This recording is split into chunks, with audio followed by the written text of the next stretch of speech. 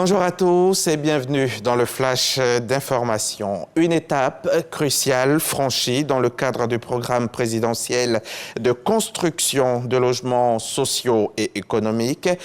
Ce jeudi à Grand-Bassam, 1405 souscripteurs ont officiellement reçu les clés de leur logement. Une cérémonie présidée par le Premier ministre Robert Mambé-Begré marquant ainsi l'accélération de la deuxième phase du projet. L'objectif est d'offrir aux ménages à faible revenu un accès facilité à un toit décent. Le reportage complet de Marie-Chantal Akandon à suivre tout à l'heure dans le 13h.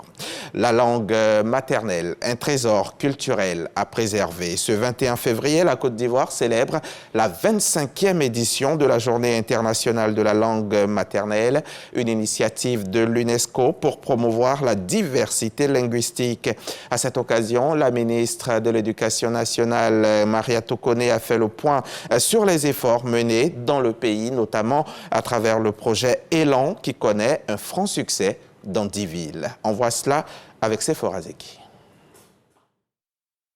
Journée de la langue maternelle, édition 2025. Maria Tokone rappelle que la langue maternelle est bien plus qu'une simple langue. Elle est le lien affectif qui unit l'enfant à sa mère, à sa famille et à sa communauté.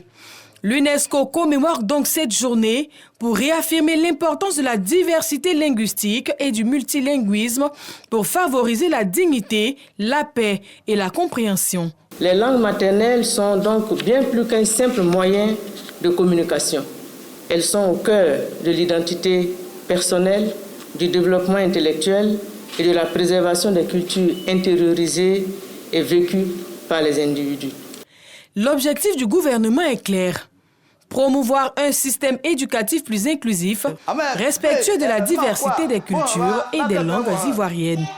L'utilisation des langues maternelles au préscolaire, au primaire et pour l'alphabétisation offre de bonnes perspectives en vue de l'amélioration de la qualité des enseignements et de l'apprentissage. C'est pourquoi la Côte d'Ivoire a plusieurs initiatives. Entre autres, nous pouvons citer le projet École intégrée depuis 2001 qui permet à 52 écoles réparties entre 51 directions régionales de l'éducation nationale et de l'alphabétisation d'enseigner dans 10 langues nationales. L'adhésion à Élan Afrique, école et langue nationale en 2015 pour promouvoir l'enseignement bilingue. Le symposium de 2022 sur l'éducation bilingue en partenariat avec l'UNESCO et l'OIF. La recommandation d'élaborer une politique linguistique éducative après les États généraux de l'éducation nationale et de l'alphabétisation. L'extension géographique de l'enseignement bilingue avec 15 nouvelles écoles pour 2024-2025. Nous passons ainsi de 52 à 67 écoles réparties dans 14 directions régionales de l'éducation nationale et de l'alphabétisation. Ensemble, à travers l'enseignement des langues maternelles, la Côte d'Ivoire forge un avenir avec lequel la diversité linguistique est une richesse pour tous. Cette journée internationale de la langue maternelle est un moment pour le pays de célébrer sa culture et son identité. L'actualité internationale à présent, RDC tout de suite, appuyé par l'armée rwandaise, le groupe armé M23 continue de gagner du terrain dans les 2 provinces de l'Est de la RDC.